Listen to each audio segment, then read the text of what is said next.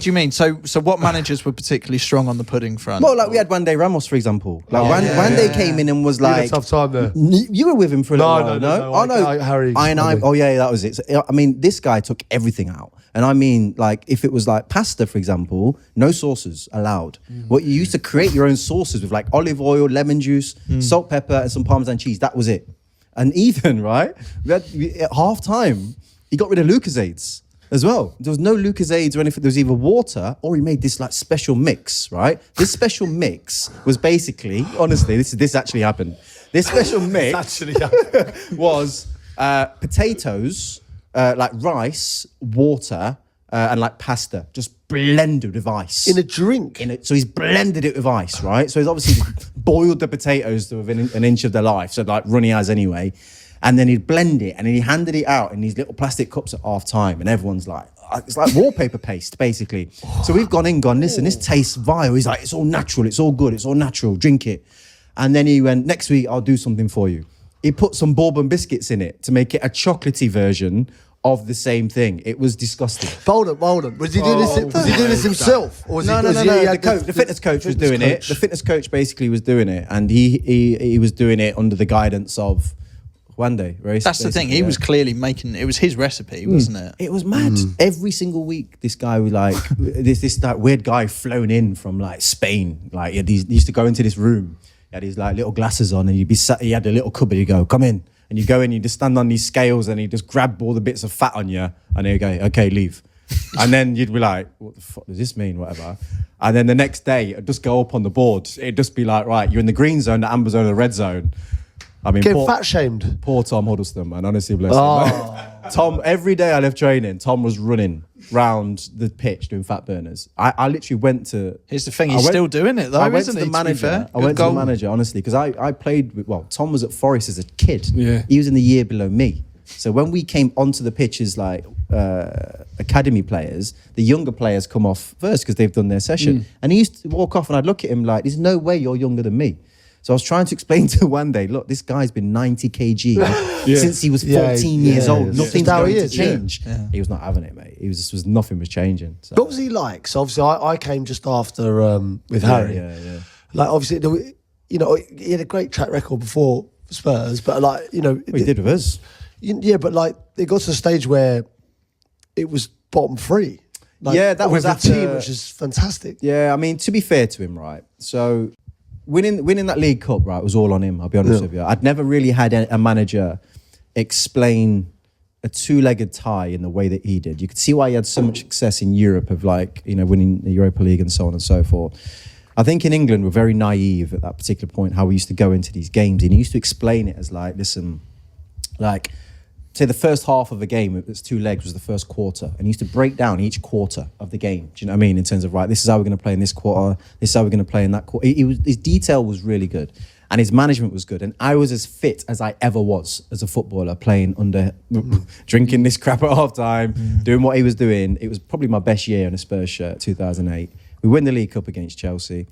And after that, essentially, like our team is on a real high at that point. But when you're on a high at a club like Tottenham, the big dogs come sniffing. Who are we taking? And basically, Keno and Berber were top dogs at our place. But then we had Defoe behind him, and Defoe couldn't get a game. So Defoe's gone in and asked for X amount per week, and they've said no. So he's gone, right, I'm off to Portsmouth. Went to Portsmouth, yeah. Liverpool came and got Keno, and Berber went to Man United. So we lost 60 goals. You know, easily lost 60 goals there, as well as our whole DNA of how we play. And then everyone was like, you know, why is this team like third bottom of the league or whatever? We're all under this kind of like crazy pressure. And it was crap at the time, because I'd just been made captain as well, because Ledley was injured, and I'm looking around going, I don't know what the problem is. We can keep the ball for fun, we just can't score goals. So you had a period as vice captain before that, right? Yeah, because so Ledley was always injured. So when Ledley was always the club captain, and then Keno was vice. But when Keno left, they went, look, Jermaine, you take the captaincy, because Ledley's going to be out forever. And we'll figure it out when he comes back. And we just signed Luka Modric at the time, Giovanni Dos Santos. I think we signed Darren Bent and Roman Pavlyuchenko, like good players. But we just didn't get it to knit. But then Harry arrived, and like, you know, everyone thinks Harry's like the Messiah because all of a sudden we're winning games. When in reality, He brought Crouchy, he brought Robbie Keane back from Liverpool and brought Jermaine Defoe back from Portsmouth. Get some strikers. That was his first 3 moves was, right, Defoe, you're coming back, Keano, you're coming back, and then he brings in Crouchy, and it was like, we can't lose again. So, yeah, it was a master stroke in kind of getting them to come, but the reality is we shouldn't, if we don't let them go, we're not in that position. Yeah. We talked about nightmare away trips last week, and it got us thinking about your lasagna gate experience. What's your memories of that game? Apart from the food that didn't taste very good. It wasn't pretty, obviously. Were you affected by it? No, I wasn't. No, I wasn't. But I would. I'd actually. I think I had a stress fracture in my shin or something. But I was away with the team in the hotel. Yeah. I just wasn't affected by it. So we all travelled together.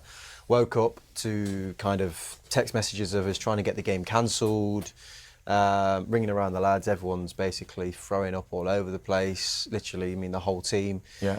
Michael Carrick, I mean, I don't know how he went out and played a game of football. Really? I've never seen anyone really in a worse state than I saw Carra on that day.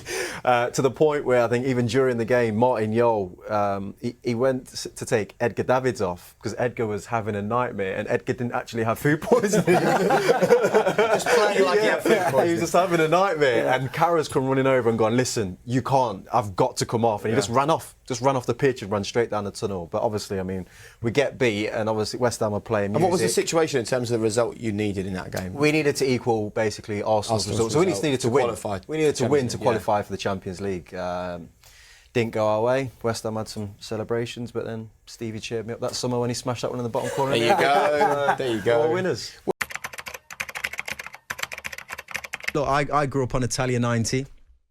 So Sir Bobby was a god in my eyes, and I remember being a kid at Forest, 18 years old, and Paul Hart calls me into his office and he just says, look, there's 3 clubs here that want you.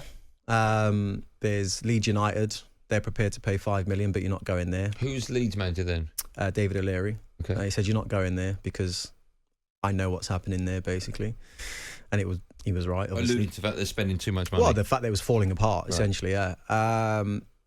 Manchester United are prepared to bid 3 million because Sir Alex Ferguson said it's an honour to play for the club. So it is an option for you. But and then he said to me, Newcastle have bid 5 and the car's going to be here in an hour. And I was like, sir, it takes like 3 hours to get from Newcastle. But anyway, I'm in the car and I just get a phone call from Sir Bobby and it was just like heaven. He just, hearing that enthusiastic, all right, son, I can't wait to meet you. I've been watching you. And, the first few words he said to me, I made the decision then I was going to sign because he just went, look, this is not like a situation where everybody's interested in you, so I'm buying you. He said, you're starting next week. You will start for me, regardless. And where I always kind of show him so much love and what epitomises Sir Bobby is I had arguably the worst 2 weeks of training I've ever had in my life. I thought I wasn't nervous. I thought I was all right, but the ball was going under my foot. The lads are screaming, how much? Like, what, it was brutal. You got people like Bellas there, like looking at Craig Bellamy, looking at you going, how much have we paid for you? What is going on here? To your face? Yeah, they'll do it in a jovial... I know, but still. But when it's enough to rock the boat, but I was obviously solid enough and had the foundations to be able to deal with it. And then on the Friday, we trained at St James's Park before my first start, which was Sunderland away. Oh. I know. So I've had 2 weeks of like hell training, and he came to me and he went, just so you know, you're starting tomorrow, so just get your head right. And I remember saying to him, like, what have you been watching? Because I in a weird way, I was trying to find a way out because I was a bit like, I'm not ready. And he went, you're starting, just get your head right. And it was an early kickoff and I had an amazing game. I just played so well. We won 1-0. And then afterwards, I remember a couple of the press and a couple of the players being like, oh, that's what all the fuss is about. Nice. And that was the minute my Premier League career kind of started. No other manager I know would dare do that. No. And it's because he put his faith in me and he did it throughout my whole Newcastle career. That's great. And then we had a good social around at the time. That's massive. Yeah. And we had loads of experience. Do you know what I mean? Like people like Jonathan Woodgate was there, like with Ledley, like myself. Obviously Keano, you, and then these youngsters of like Modric and... What was Modric like as a person? Like, obviously, like, one of the greatest footballers one of the ever. best. Like, Surely. how good is he? Unreal. But Really? yeah, I don't know really anything about him on a Amazing. kind of personal. Like, he's just I've one got of a the personal lads. story for you. yeah. So when new players arrive at clubs, especially in pre-season, you usually have like a bit of a get-together, don't you? So again, Juande's running, honestly, he'd have us up at 6 o'clock in the morning. We're in Valencia. He'd have us up at 6 in the morning to run to the golf course. Then we do all this run. Then we go back for breakfast, beach runs in the afternoon, and then go to bed, train at 6 o'clock at night. We did it every day for 2 weeks, right? And at the end of it, the lads are like, Jay, you got to go.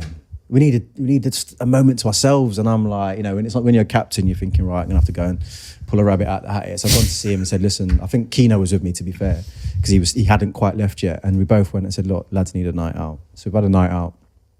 And it's the first time you get to see a glimpse into who they are as people.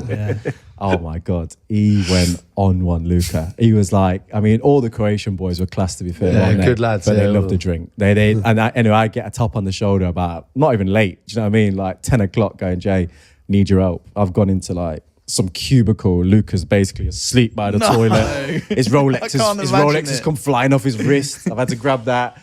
In the end, like the bouncer just like stuck him on his shoulder, and we all took him home and put him to bed. And it was just like, it's one of those like you put him to bed and kind of go, what a guy. We're gonna love you. Do you know what I mean? Yeah. And he was a great guy. He was such a good guy, and then what a player! I remember standing on the sideline with Harry once. I was injured, and he was looking at training and just going like, "This is a privilege." Yeah, it was. Like we had Bale, Modric, Van der Vaart. Yeah, you know what I mean? Like it was just like amazing to watch. Like because obviously when you're in it, aren't you? But when you actually stood out and Harry was going, "This is amazing." I always remember when Keno said, "I think we need to do more tactics." Remember that? So he said, "I think we need to do more like shape patterns of play."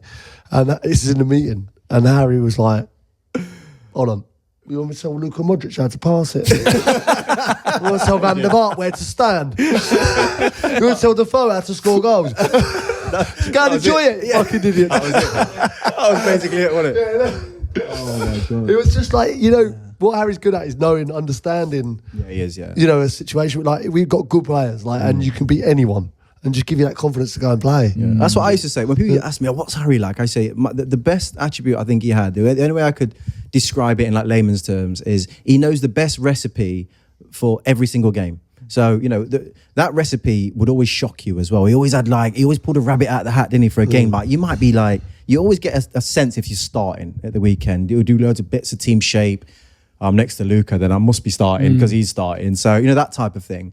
And then you get to Saturday and he's like, it's totally different. And you're like, where's that come from? And then you watch the game and you go, yeah, that made sense as to why. He's just adapted. Yeah, or why it might go Defoe Keane. And you're like, well, Crash has been on fire. And he causing havoc. Why is he not playing? And then it's like, oh, he's either using him for this game or, I don't know, the way you... But would he explain it? Would he explain it to you boys? Or would he just do it and it was kind of just Not to me accepted anyway. sort No, of thing? well, mate, really. Yeah. He do his thing. But It would just do it and it would just work. yeah. My favourite Answers one was itself. Wilson. My favourite one was Wilson Palacios, wasn't it? And it was like, I just want you to go and like win it back. And I don't give a fuck if Luka Modric is there. You pass it to him. yeah. It's just like, just go with it and give it to him and let him play. It's like simplifying people's games like that, to that level where you're like, and he was brilliant, Wilson, wasn't he? We had a little spell there, like me, Wilson, and then when Sanjo arrived and Tom, we were all battling it out for one place really in midfield.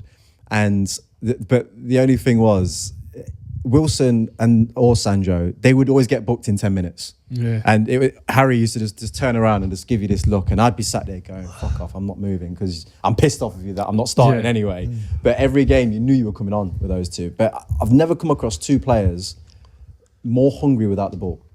He just used to really love not having the ball. And it's like you said, as soon as they got it, it was just like, just give it to the maestro. give it to the good let him players, do what he's doing. And he was. He was special, and Gareth was a joke. Gareth was went to a mad level, didn't he? We were close. Like, we were actually close as a team. When I look at like even our Champions League run, and you look at kind of like, past Champions League runs. I mean, it's hard to kind of, compare. But we had like AC Milan away, like in the first knockout stage. Then we get Real Madrid, and it's like, geez, like. I wouldn't mind like a little Copenhagen or something, just to give us half a chance. It was just like bang, bang, and the Madrid one was just it was a nightmare. Just tough game.